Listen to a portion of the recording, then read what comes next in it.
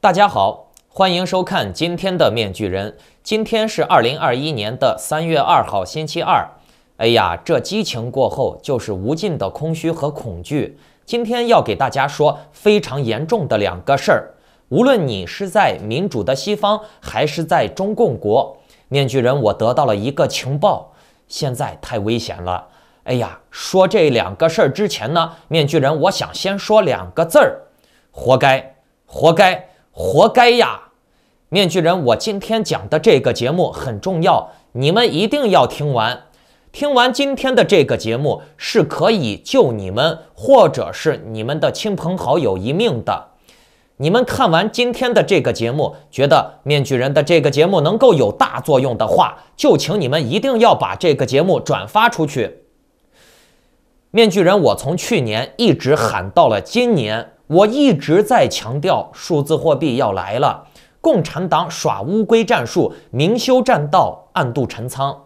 面具人，我已经在不下10个节目中明确地提出了2021年是你们能过的最后一个好年了。过完这个年，中共就要正式的、真正的全面上线数字人民币了。这个消息将会在两会上正式宣布。来看这张图啊，这个事情已经在朋友圈还有知乎上面传疯了，引起了比较大的讨论热度。戴耳机的朋友们可以直接听我念给你们啊。特大新闻：3月4号政协会议开幕，3月5号人大会议开幕，3月6号至7号数字人民币落地推广大会在北京召开，3月8号数字人民币正式落地流通，全国所有的城市包括乡村开通宣传机器。一个崭新的时代，区块链时代，数字货币时代的到来。听完了吧？在这里，面具人我就想说，有关数字人民币的事情，面具人的消息还是比较灵通的吧。从当初面具人最早报道这个事儿，再到对共产党的乌龟战术的预判，我说的哪件事儿没有实现呢？是不是都实现了？你们看，表面上共产党会说数字货币不急着推出，什么时候推出还不确定呢，现在还有很多技术问题没有解决呢。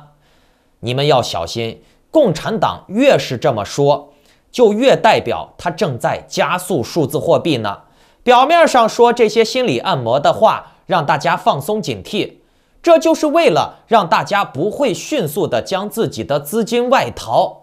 私下里呢，共产党其实正在快马加鞭的搞线下的数字货币配套和商家的终端数字人民币的改造。共产党说话向来是要反着听的，他说话经常都是逗你玩呢。你们看这张图，前几天习近平才宣布完成了全国脱贫的目标，然后呢，今天习近平又说了，脱贫摘帽不是终点，而是新生活、新奋斗的起点。哎呀，面具人，我看到这个消息的时候，当时我就觉得，我靠了，话都让习近平讲了，圆的扁的都是习近平说的算。哎呀，一切都只是刚刚开始，对吧？圣上睿智呀！面具人，我想说，习近平搞这个数字货币搞到现在，从放风到现在马上就要落地了，也有1年多的时间了吧？然后呢，在这个时间段内，该跑掉的、该转移资产的人都已经跑掉了，都已经成功的转移资产了。但是呢，这些人都付出了一定的代价，换来的是保存了自己的大部分资产。然后呢，还有很多人就是那种典型的共产主义好学生的共产主义思想的人。这些人呢，他们又想保命保财，可是呢，又不愿意付出的。很多人都舍不得，比如呢，房子便宜点卖，换外汇的时候损失点汇率、手续费之类的，他们不愿意，他们一点点的损耗都不愿意承受。那这就很简单了，对吧？这类人在中国是占绝大多数的，而这类人呢，也恰恰的就是中共统治的根基。共产党把这些人的心态吃得死死的。其实现在想要从中共的统治下脱离，说句真心话啊，真的是虎口逃生。那虎口逃生哪有不受伤的？只是伤得轻伤得重的问题，对不对？如果你认为你能够从中共的魔爪中逃出，并且毫发无损的，要么是共产党傻逼，要么就是你傻逼。很显然呢，共产党能统治14亿人，渗透全世界，共产党绝对不是傻逼，共产党还是牛逼呢，对不对？那么傻逼的人是谁呢？你们懂的。机会不是没留给你们，舍得的人才能舍得。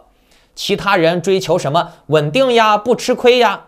哦，那奴隶就挺稳定的，奴隶就不吃亏呀。奴隶有奴隶主管吃管住，多好的啊！对了，咱们再来看看这张图片，很可能是党故意放出来测风向的。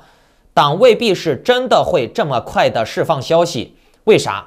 这个和我今天要讲的第二个话题有关。咱们等会儿说啊，而且呢，面具人我发现了这个有关数字货币要推出的图片，也只是民间渠道在疯传，但是官方渠道，比如微博、人民日报这些喉舌媒体，并没有怎么说这个事情。相关的资料呢，也仅仅是只有这张图片而已。很诡异的是，这个图片确实是引起了一定的讨论。但是党既没有回应，也没有封杀，也就是说，很可能是党现在还在放风的阶段，还在测试风向呢。两会完全都是封闭模式的，共产党的效率高得很呢，哪怕是提前1天要变卦，都是可以变的。这个数字货币正式推出，肯定是在党的预案中的，并且呢，在两会上讨论这个事情，也是在党的预案中的啊。这个两会它是录播的嘛，它又不是直播，什么能说什么不能说，什么剪辑出来能让你们看到，都是共产党控制的，对不对？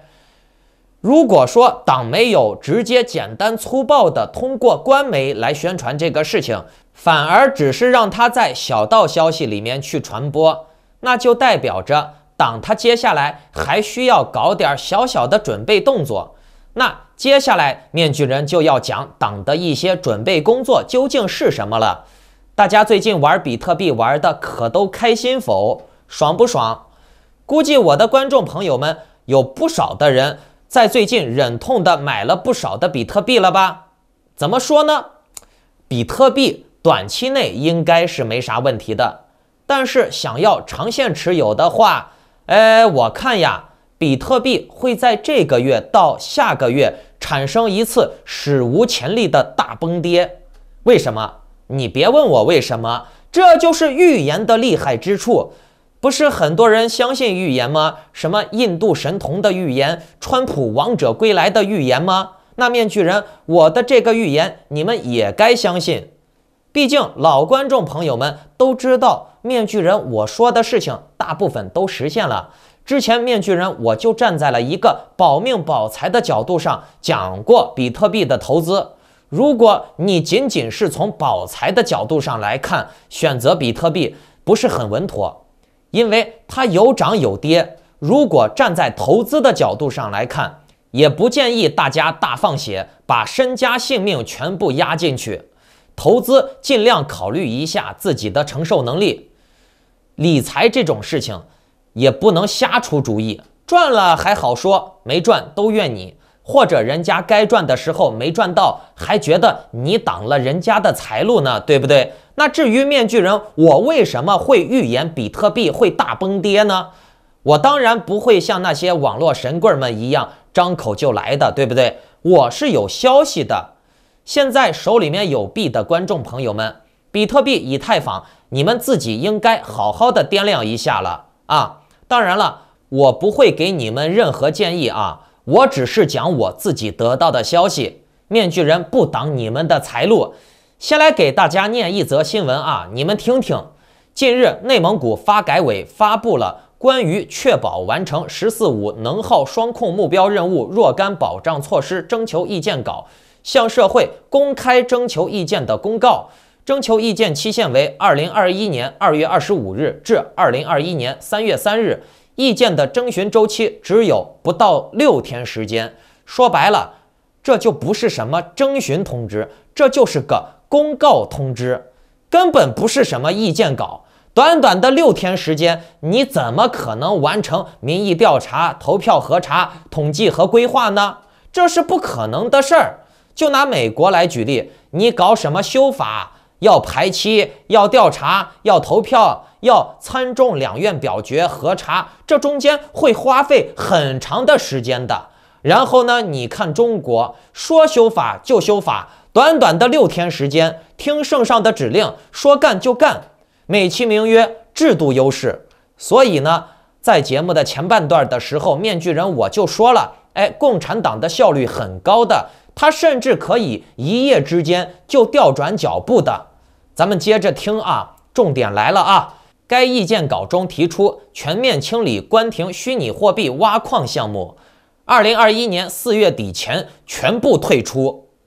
听清楚了没？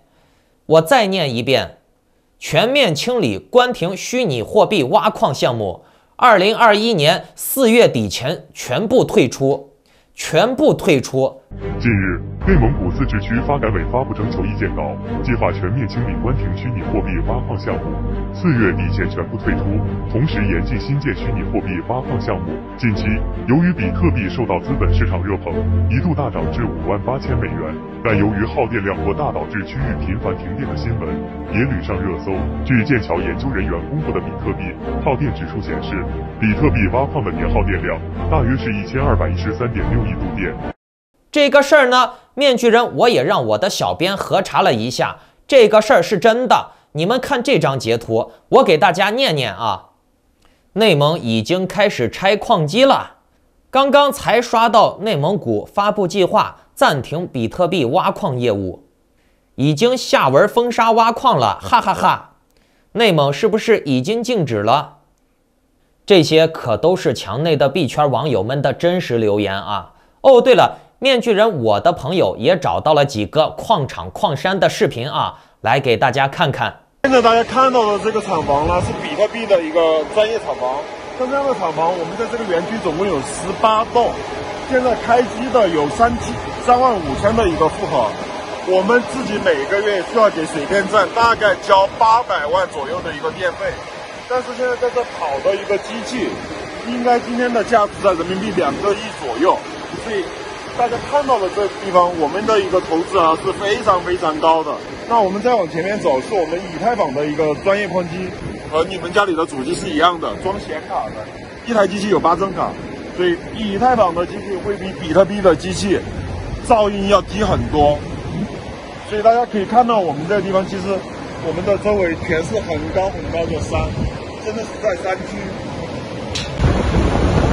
给大家直观看一下这个方有多大，这里的方，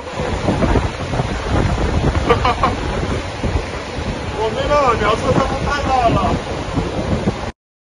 看完了吧？这些矿场确实很宏伟呀，能挖出大量的币，产量那是杠杠的，能赚不少钱呢。咱们再来看这张图啊，除国家规划布局和自治区冶炼补炼的现代煤化工项目外，“14五”期间原则上不再审批新的现代煤化工项目。除了合理有序地控制数据中心建设规模，严禁新建虚拟货币挖矿项目。我再把关键点重点给大家说一遍啊。除国家规划布局和自治区冶炼补炼的现代煤化工项目外，其他的都不能搞。除了合理有序控制数据中心建设规模，严禁新建虚拟货币挖矿项目。那这些话讲的就太恶心了。他的意思就是说什么煤矿呀、数据中心呀、区块链呀，除了国家的布局，其他人都不能搞。那这就是摆明了欺负人嘛，对不对？这不行那也不行的，就你习近平能行，对吧？只能习近平干，不准老百姓干。那党的意思已经表达得很明确了，党也没骗你，党是简单明了的告诉你了，党才能干，你不能干。如果你还不信的话，不早做打算，那就证明你天生应该被党割。国家给出的理由是，剑桥的研究人员公布的比特币耗电指数显示，如果把比特币视作一个国家，它将位列全球耗电量最大的前30国之一。比特币挖矿的年耗电量大约是121.36太瓦时，1太瓦时为10亿度电。那这一数字已经是天文数字了啊！这个量已经超过了阿根廷、荷兰、阿联酋的总和的耗电量，并且呢，预计很快会超过挪威。如果把这些电用在全英国的电热水壶上面，足够全体英国人用上整整27年。那比特币为何会如此耗电呢？据了解，比特币的网络计算机矿机需要不断的进行计算，平均每几分钟产生一个区块。获得新生成区块的用户可以赢得一定数量的比特币，这一过程被称之为挖矿。矿机的计算能力越强，挖矿的速度也就越快，挖到比特币的概率也就越高。当然了，计算能力越强的矿机，它的功率也就越大嘛，也就更加的费电。投资者为了获利，自然就会购买更多的矿机，并且让其长时间运行。在这个过程中会消耗大量的电力。研究人员表示，除非比特币的价格显著的下跌，否则耗电量将会只增不减。那这句话说的没毛病，因为比特币如果上涨了，大家的挖矿激情和动力也就会越大，就会更加的去挖矿，那就会更加的费电。共产党找的这个理由不错啊，不让大家挖矿了，是为了节能环保。那面具人我在标题中也写到了，习近平要放大招引爆全球金融难民，对吧？这里有一组数据啊。首先呢，我先说面具人我自己的渠道得到的一些小道消息啊。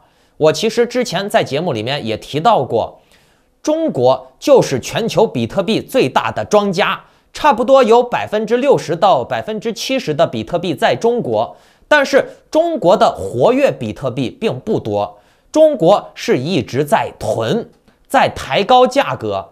网上现在最新的报道也支撑了面具人我的这个说法。美国的中国问题学者、量化企业在华的战略风险公司创办人石瑜 Stoneface， 这个人不是油管上面那个光头史洞啊，他近期在美国的巴伦周刊上面发文说，剑桥大学发布的比特币电力消费指数 CBECI 显示，截至去年4月，中国开采了全球65%的比特币，而新疆占到了中国开采量的36%左右。那么这也就意味着全球有超过1/5的比特币是在新疆开采的，并且呢，全球65%的开采比特币是来自于中国。看，这仅仅是新疆就能开采这么多啊，内蒙还没算呢。为啥中共现在要共产内蒙的矿场呢？你想想，全中国的比特币、以太坊的挖矿机房还都没算上呢。真的要全部算上的话，这个数字恐怕比你们想象中要大得多得多。大家不要忘记了，中共最擅长的就是弄虚作假、扮猪吃老虎、装怂。由于新疆正在发生大量的人权侵犯行为，当地出产的任何商品都会带来较高的伦理和监管风险。因此呢，投资比特币的企业可能会面临公关灾难和美国政府进一步的监管行动。美国政府它现在也有可能以人权为由说你这个比特币来源是违反人权的，所以是违法的。那基于这些种种原因分析师建议投资者不要购买比特币。那面具人我觉得说这个话其实不是没有道理的。中共呢早就介入币圈了，并且呢从去年的时候就开始控制币圈大佬。去年11月份的时候就曾经传出大名鼎鼎的加密货币交易所火币网的17名核心员工被带走调查。警方当时带走了包括李林、朱家伟在内的17名火币网的核心员工。除了高层被带走之外，其余的员工分别为 OTC 技术、财务、大客户部门的核心工作负责人。等于说这就是把火币给一锅端了。虽然这个事儿在后来被辟谣了，但是这种事儿它并不是空穴来风的，强行辟谣反而添加了一丝此地无银300两的维稳色彩。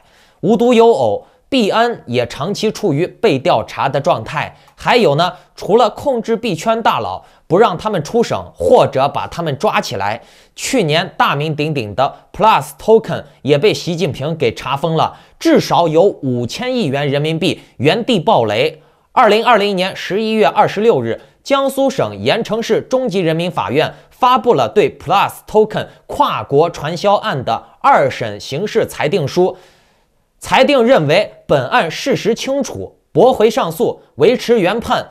被告人陈某、丁某、彭某、古某、袁某等16名被告人以组织领导传销罪判处2年至11年不等的有期徒刑，罚金12至600万元不等。涉案扣押的数字货币依法处理，所得赃款财产依法没收，冻结扣押资金为5067.91亿元，全部予以没收，上缴国库。听好了啊，这块是重点，5000多亿元直接全部没收，上缴国库了啊，并没有退还给投资人啊。习近平这么做是大小通吃，抢人就是这么的简单粗暴，不需要理由。Plus Token 涉案的数字货币非常的多，比特币有19.4万余个，以太坊 ETH 83万余个，莱特币 LTC 142万余个，柚子币 EOS 2760万余个，达氏币 DASH 7万余个，瑞波币 XRP 4.8亿余个，狗狗币 DOG 60.5亿余个，比特现金 BCH 7.9万余个，泰达币 USDT 21万余个。把这些币按照当年的价格计算，公安机关从被告处扣押的数字货币约合为42亿美金。那面具人我也对接了很多业内的人士了解到了，其实这个真实数字远不止这么多，而且当事人全部都被封口了。那这些货币收上来了以后都归谁？这些钱、这些货币肯定都是归习近平的啦。Plus Token 参与的投资人非常的多，而且呢，很多人都因为这个案件被挤爆，瞬间的倾家荡产，甚至有人家破人亡，活不成了不想活了，甚至还闹出人命了。那国家就这样把钱收走，不予以退还，给出的理由就是这个事儿本来就是违法的，你投资的钱算是赃款，理应没收，不予退还。那习近平要这些币干啥？当然是卖钱的啦。把这些币收上来了以后，在 OTC 变现，然后呢，把这些钱上交国库，该撒币的撒币，该打超限战的打超限战，对不对？之前11月份很多币种出现了崩盘式的下跌，就是因为包子卖了很多从 Plus Token 上面收来的币。大家要看好一个信号，就是共产党最近的组合拳。他先是立法说非法集资的投资不受国家的保护，你不要找国家，你亏了你活该，该死的死，该亏的亏。然后呢，他又是吹风两会大推央行数字货币，还有呢，他现在又全面的取缔私人的挖矿行为。你们看好这一套组合拳的威力大不大？共产党他傻吗？如此美妙的节奏感，这是惊为天人呀！习近平傻还能带起这么浪的节奏吗？然后呢，你们还在墙内天天听着墙外的洗脑节目，哎呀，川普要灭共了，中共马上就要死了。然后呢，你们就觉得中共真的快死了，于是呢，就天天的躺在家里面等着中共倒，是不是？反而呢，错失了跑路的最佳机会。认为中共要倒了，不用跑了嘛，反正中共马上就要完蛋了，自己就要把自己玩死了，对不对？可是你看现在应该能想明白自己被维稳洗脑了吧？我说习近平马上要爆发出比新冠还要猛的大爆炸了，你们信不信？看，中共现在已经很明确的说了，国内的韭菜啊，你们投资就是非法集资，把你们的币和投资没收了就没收了，没了就没了，你活该。谁让你们是非法集资呢？但是刚才的数据你们也看到了，光是比特币，中共就有70%。其实呢，其他的币，什么以太坊呀，还有狗狗币呀，这些币中共也有的是很多，有的多了去了。中共的矿山多得很呢。大家记住了，中共的这个加密货币，它不是真金白银买来的，它是挖矿挖出来的，并且呢，挖矿也不是中共自己直接投资的，是私人老板自己挖，也就是说是韭菜自己挖，韭菜挖完挖韭菜，中共直接把这些韭菜挖了就行了，中共是空手套白狼。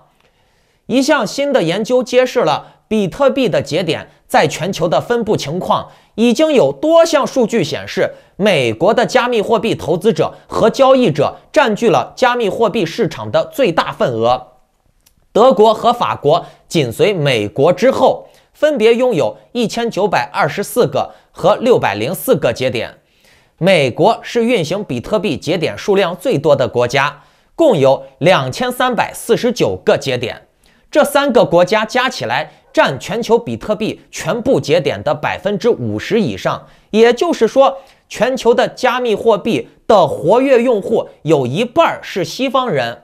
那这里面的活跃用户指的就是交易用户，是真金白银买币的用户，用来交易的用户，和中国人这些挖出来的币还不太一样，懂了没？这些活跃用户是用真金白银买的币，可是呢，中共的加密货币它不是真金白银买来的，中共的币是从民间抢的，而且这些民间的币它也是用电用显卡挖出来的，不是直接拿真金白银变现或者是买出来的。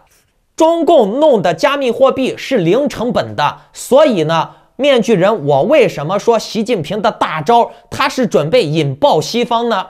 就是因为中共他弄来的这个数字货币，他想怎么砸他就怎么砸，因为他零成本，他可以砸盘，他也可以崩盘。到时候呢，习近平真的宣布把这些币全部砸出去，他要梭哈砸盘，那这个威力可比病毒猛多了，这是要命的。这是直接打击投资人的钱包，更何况在疫情之下，每个人的经济都受到了打击，习近平再来一刀，那谁受得了？有时候呀，你要想明白，要你的钱比要你的命造成的刺激还要大呢。全球加密货币的用户已经超过1亿人了，接近2亿人了，其中70%的币在中共这边。那中共把这70%的币全部砸出来，把这些人瞬间引爆了以后，那这个危害的人数和威力，那可比疫情猛多了。中共到时候毁灭性的抛售砸盘会造成崩跌的，那就会在西方制造无数的金融难民呀，会对当地的经济、当地政府的维稳造成不可估量的破坏的。这些人会发疯的。你们想嘛，如此费电的变态模式的挖矿在西方是不可能的，因为环保不允许，而且呢，西方的电费太贵了。毁灭性的挖矿只有在中国可行，刚好呢，中国人就擅长干这种投机倒把的事儿。很多中国的老板自己盖矿场，自己弄机房，然后挖矿，挖了以后呢，就被中共把它挖了，对不对？等于说是相当于中共是举全国之力开场挖矿挖比特币，你说这哪个国家能做得到？中共是拿国家的力量来毁灭世界呢，拿全民的力量来毁灭世界呢。我告诉你，这个团结性啊，当年的纳粹德国都做不到。中共和中国人结合起来就是最好的战争机器。还有呢，大家仔细思考一个问题啊，那就是关于加密货币的加密属性。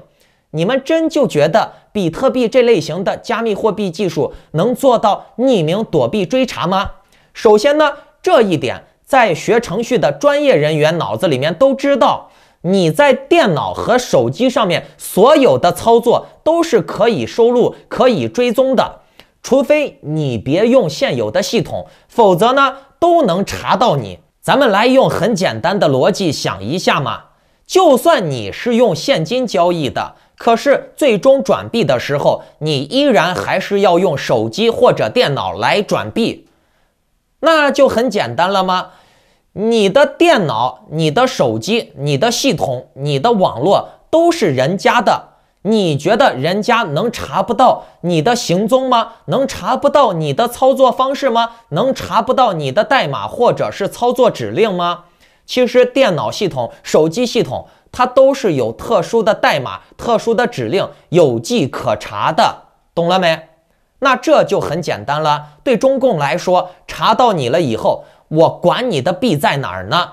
刀架在脖子上，枪指在头上，币自然而然就出来了，对不对？很简单吗？你是要币还是要子弹，对不对？这是一个很 easy 的问题。中共这个政党，它是无神论的，它是无底线的，对他来说，啥办法管用，他就用啥办法，不管这个办法是多么的无耻下三滥，实用才是硬道理。你们想嘛，都是通过银行账户购买的虚拟货币，哪有什么去中心私密性？你用的银行，你用的账户，你用的系统，你用的手机，你用的硬件、软件、网络，都是人家造的，人家怎么可能掌握不了你呢？对不对？这都是有迹可循的。只要是能被人掌握的东西，就算是这个虚拟货币，它也是被人掌握的，那它就没有什么所谓的私密性、加密性哦。那你说它有加密性，它有不可追踪的特点，可为何刚才的这个统计数据里面就能知道有多少个比特币的节点，全球有多少人在用比特币呢？你有没有想过，这究竟是为什么呢？所以呢，之前所谓的加密性优势就不存在。你拿一堆比特币去买人家一辆特斯拉，你看他卖吗？对不对？你找马斯克，马斯克不是有比特币吗？你说来，我给你比特币，你给我特斯拉，你看他给你不？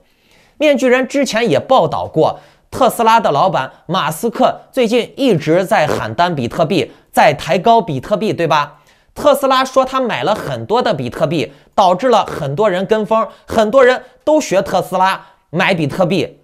面具人我都怀疑这些比特币是中共给他的，让他故意带节奏来吸水的。马斯克在中国投资了很多的钱，建厂开店，几百亿的投，然后呢，他在中国大把的赚钱，所以呢，马斯克基本上算是让中共把他套住了。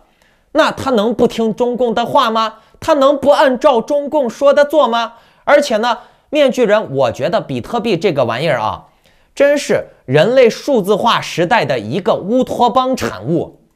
人们用大量的现实能源，足够一个国家用几十年的电，真实的资源去换电脑里面的一串根本不存在的虚拟数字。电脑程序，你觉得这乌托邦不？用现实的东西去换虚拟的。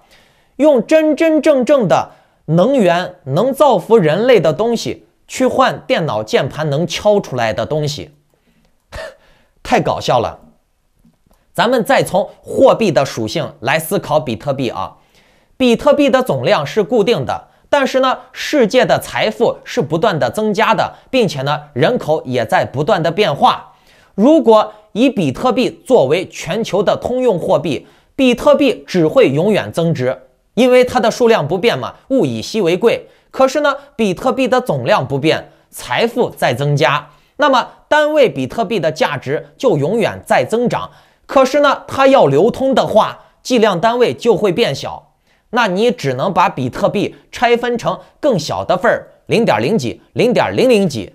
给大家举个例子，全世界如果只有1吨黄金，全部的财富都用黄金来衡量、来通货，那么这1吨黄金的价值只会越来越大，因为价值太大。但是呢，商业往来之中需要用黄金，人们只能把黄金切割得更小来交易。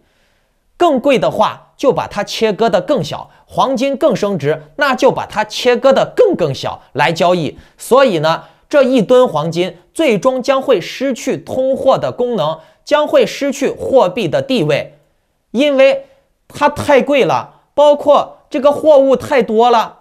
那你把这个黄金无限的切割下去，切到最后就是没有了，无法用了，对不对？那黄金就没有办法作为货币了，对不对？比特币也是一样的，前有中共以举国之力在挖币，后面呢，比特币还在无限的沙化，0.0几、0.0几、0.00000几。那你觉得这个风险在谁那里呢？中共的币无所谓呀，中共的币是零成本的呀，它是无中生有的，不停的挖出来的，对不对？那这个风险，它当然只能是在耿直的、憨憨的西方人身上，对不对？所以，比特币最终将证明它什么都不是。历史上所有被炒的东西，是因为人们认为它更值钱，所以才能炒，是因为大家的认同赋予它价值。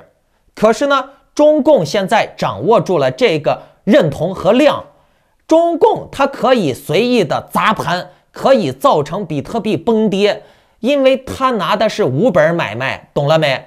你们是真金白银的，可是呢，大家的币都是比特币，那我就有优势啊。所以说呀，你不要小瞧中共，中共他就是喜欢玩不按套路出牌，他就是喜欢给你开脑洞，你不能按照正常人的思维去思考中共，懂了没？中共他这么奇葩的政党，他干的事儿啊，永远都是前无古人的啊，甚至是都不会有后有来者的啊。中共搞这些集权，搞这些虐待、计划生育、大饥荒、文革，你觉得有没有前有古人，对不对？我就觉得人呀，其实都是没事儿找事儿干。以前买股票、买期货，后来呢就是期指、期权，再之后呢就是债券、房地产，现在呢又增加一个加密货币。这些东西它的根本都是一样的啊，只是包装不同。大家认为它值钱，大家认为它能炒，然后呢你炒我，我炒你，你套我，我套你。大家仔细看好了啊，全世界的央行推出数字货币，可能就是迟早的事儿。数字货币包括货币本身，它就是一种信用背书。但是呢，中共的这种抢人政权推出的数字货币，它肯定是信不过的，因为中共它的货币体系是建立在暴力之上的，它不是建立在选票之上的。但是呢，中共它强在它可以集中力量办大事儿。随着数字化时代的到来，西方呢也会逐渐的推出自己的央行数字货币。可是民主制度下的央行数字货币，它不是建立在暴力之上的，它是建立在民意和选票之上的，所以呢，它是受制约的。那中共不一样呀，中共有枪杆子呀，我想搞币我就搞币，别说我想搞币了，我想搞你老母都可以，对不对？如果央行要推出自己的数字货币，它必然是要把这些什么比特币呀、以太坊给干掉。如果不把这些货币干掉，那它自己的数字货币就没有办法发行，对不对？什么比特币呀、以太坊呀，全部消灭掉啊！就算是中共不做，西方政府自己也会做，只不过中共的智囊团很聪明，看到了这个未来趋势，于是呢，他先走在世界前列了。他不但要走在世界前列，他还要，我都说了，中共一直以来都是喜欢一箭八雕的。他走在前列了以后，他还要把别人踹到坑里啊，他还要引爆这个地雷，把西方整个一锅端，制造大量的金融难民。习近平一直在强调自己所谓的制度优势，就是在这里，中共可以集中力量办大事儿啊，他想干就干啊，效率很高，可是呢，西方呢，因为它私有制的特色，钱都是在老百姓手里，老百姓的想法呢又各自不一样，所以呢很难集中力量办大事儿。大家仔细去看看历史，历史上的民主对抗专制往往都是以失败收场的。为什么？很简单啊，普世价值强，民主才能强；普世价值不强，那么它就会自动变为一个独裁者，加入独裁变态的体制，加入变态的中国共产党。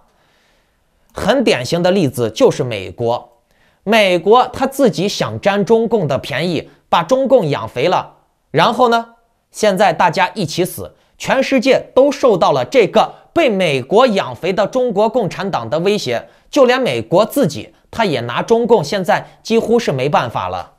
观众朋友们，赶紧准备吧，反正面具人我该说的我都说了，面具人我也不挡你们的财路。